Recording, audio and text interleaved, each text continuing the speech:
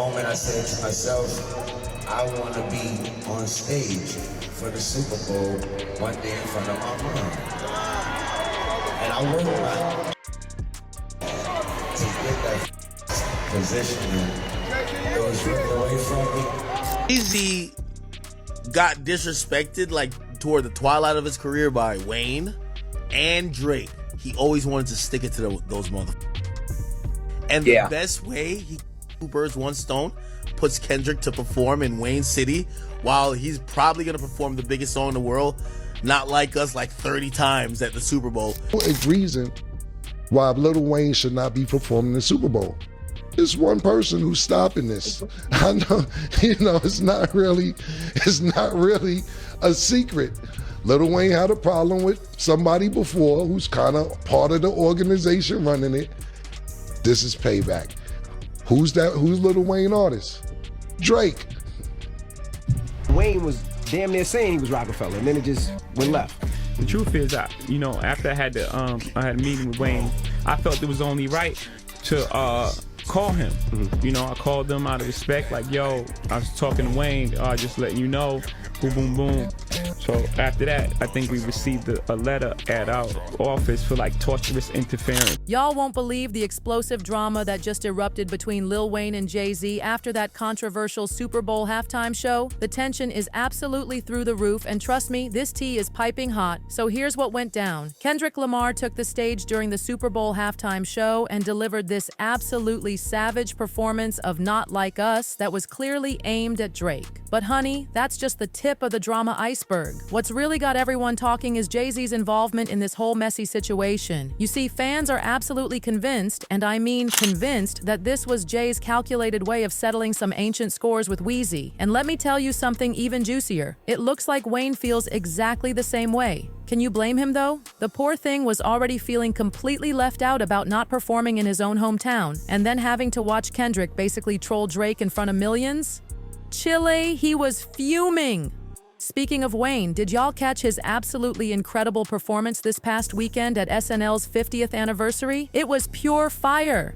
But here's where it gets even more interesting. His performance sparked this huge debate online about whether he should have been the one headlining the Super Bowl instead of Kendrick. The internet is absolutely divided. So now everyone's dying to know, is Weezy still bitter about being snubbed for the Super Bowl? And more importantly, does he really believe Jay-Z is the mastermind behind this whole situation? Let me break this down for you because trust me, this tea is scalding. Think about this for a second. Lil Wayne, headline Super Bowl in New Orleans. How badly do you want to hear those words? Just as bad as I would want to see my name at the top of that list when I was that whatever age it was, and I would bust into the office and get that billboard. Let me tell you what happened next, because this story just keeps getting juicier. Wayne's performance at Saturday Night Live's 50th anniversary celebration last weekend, it completely reignited this whole heated debate about why he wasn't chosen for the Super Bowl halftime show. And baby, let me tell you, fans are not happy about it. They're saying picking Kendrick over Wayne was a massive mistake. If you somehow missed it, and honey, how could you? Lil Wayne absolutely brought the house down with the Roots during the SNL anniversary. He performed some of his biggest hits. We're talking Lollipop, 6 feet 7 inches, and A Milli. And let me tell you, it was absolutely everything. The response? Social media absolutely exploded. People were going absolutely crazy, calling out the NFL left and right for what they're calling a complete oversight. The fans were not holding back, saying Wayne should have been the one commanding that Super Bowl stage. One fan absolutely nailed it when they tweeted, "Lil Wayne not performing at the Super Bowl was a crime." And another fan spilled nothing but facts. The energy, the breath control, the stage presence, and y'all had the nerve to say Wayne couldn't headline the Super Bowl? Now I'll give credit where it's due. Kendrick's performance did make history, the numbers don't lie. Over 133 million viewers, making it the most watched halftime show ever. But here's the tea. While those numbers were impressive, the actual performance, let's just say it left some people wanting more. A lot of viewers found it kind of lackluster. If we're being honest, people are saying if it wasn't for that Not Like Us segment, the whole thing would have been a total snooze fest. But wait, because this is where it gets really interesting. The NFL actually sent Lil Wayne an apology letter. Yes, you heard that right. An NFL staffer later admitted they messed up when choosing the headliners. Let me quote this NFL employee who spilled to US Sun, "A mistake was made and we regret the choice that was made. Lil Wayne should have been the first option as he is from New Orleans, and we know that there was a clear motivation for him and his his side to do a unique show in his town. This NFL insider didn't stop there. They went on to say that Wayne was the obvious choice and that the decision they made wasn't the best at all. "We regret not pushing for him as much as we should have," they admitted. But honey, that's not even the juiciest part. Reports are now surfacing that suggest the real reason behind Wayne's Super Bowl snub might be none other than Jay-Z himself. Word on the street is that Jay put pressure on the NFL to choose Kendrick over Wayne for the performance. Classic HOV, keeping his hands in the mix as usual. And now, sources close to Wayne are saying he believes Jay is still holding on to their past beef like it's a designer bag. In the ad, Right. because of look, Jay-Z and them was putting it together. So I think they still harbor some energy towards me. Now let me take you back to when this drama first started brewing. When they announced Kendrick as the Super Bowl halftime headliner this year, guess who was the first to call Jay-Z out? None other than the queen herself, Nicki Minaj. And honey, she did not hold back. Nicki took to X and absolutely went off. She wrote, "Denying a young black man who'd rightfully put into this game for no other reason but your ego.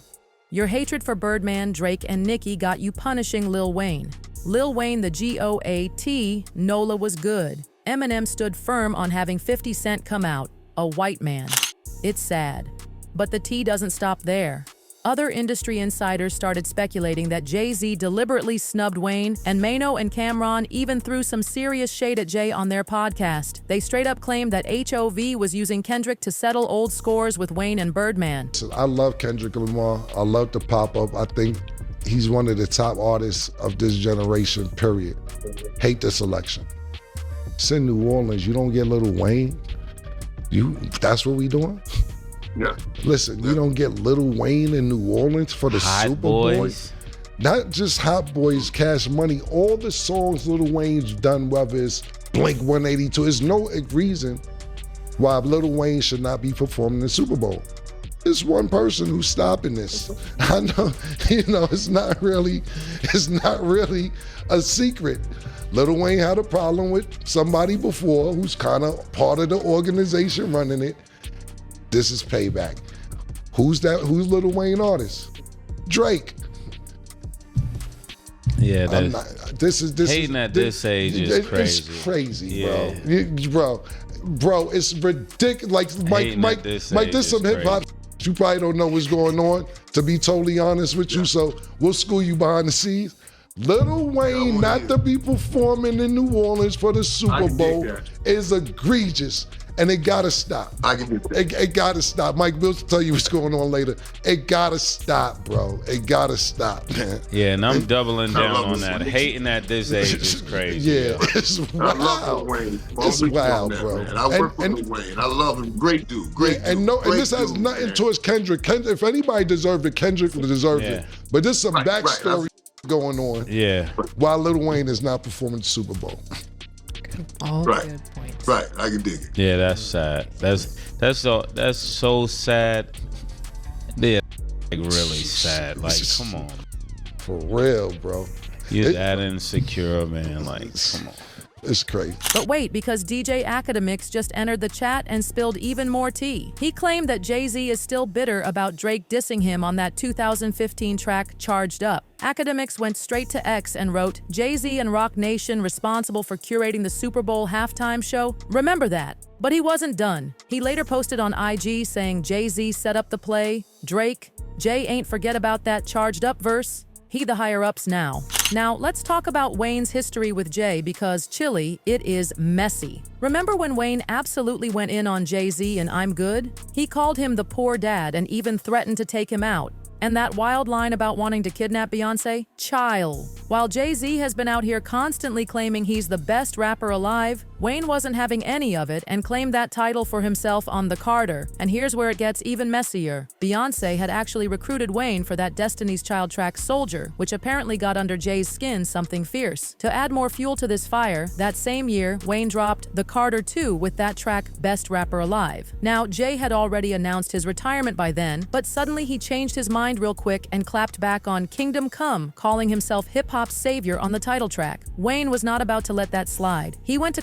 complex in 2006 and absolutely let loose. I'm better than him. I'm 24 years old. I'm 13 years deep with 5 albums and 10 million records sold. But the real tea came when he said, I don't like what he's saying about how he had to come back because hip-hop's dead and we need him. What the F do you mean? If anything, it's reborn. So he's probably having a problem with that. You know, you left on a good note and all of the artists were saying, yo, this is Jay's house. He's the best. Now he comes back and still thinks it's his house. It's not your house anymore and I'm better than you.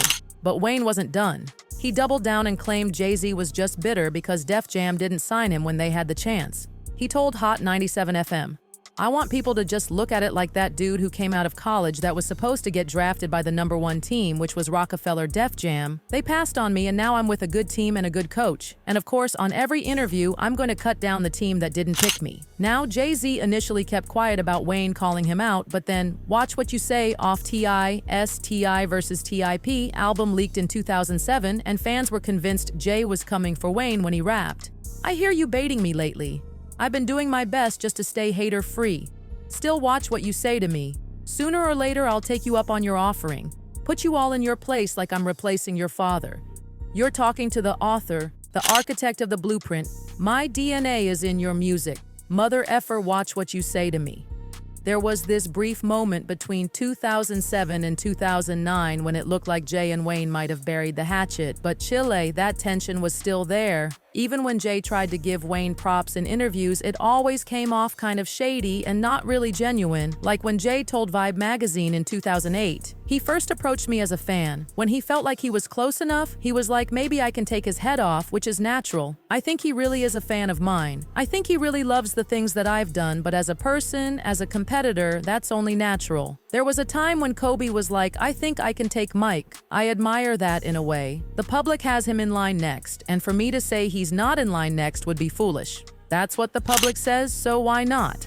Just when everyone thought the drama was dying down, Birdman jumped in and stirred the pot something fierce. He told Tropical TV in 2009, I don't think Jay-Z is the #1 MC in no kind of way. Wayne's the best. He do the most and he makes the most money. I don't think no man in the business make more money than us. How can you be the best if you don't make the most money and you don't do the most lyrically? Come on, man. Be for real. Can't nobody F with Wayne? If you #1 and you ain't getting no money, it don't mean nothing. That's when things really heated up. Jay fired back on HAM, the first leak from his joint album with Kanye, Watch the Throne, responding directly to Birdman. I'm like, really, half a billy? Really? You got baby money. Keep it real with them. They ain't got my lady money.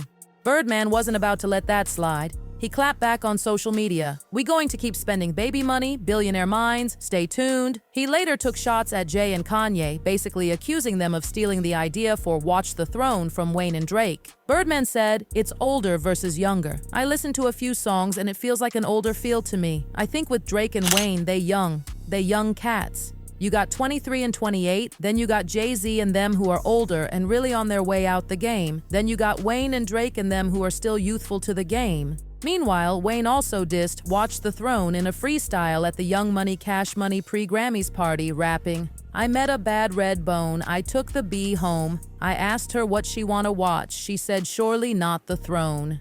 Even though all this back and forth never really turned into anything more serious and the two kept their distance for years, this Super Bowl situation has brought all that old drama bubbling back to the surface. Insiders close to Wayne are saying he's convinced Jay-Z pushed for Kendrick to headline the halftime show just to throw shade at him and his camp, especially with Kendrick taking shots at Drake during his performance. But some fans are calling this a massive reach, saying we all know Jay-Z cares about profit over everything, and since Kendrick was coming off the biggest rap record of the year, it makes perfect business sense that they picked him for the halftime show. So what do y'all think? Did Jay-Z really use the Super Bowl to settle old scores with Wayne and Birdman? Or are people just reaching with this theory? And let's be real, would Lil Wayne have been a better pick for the halftime show over Kendrick? Drop your thoughts in the comments and don't miss out on this next video.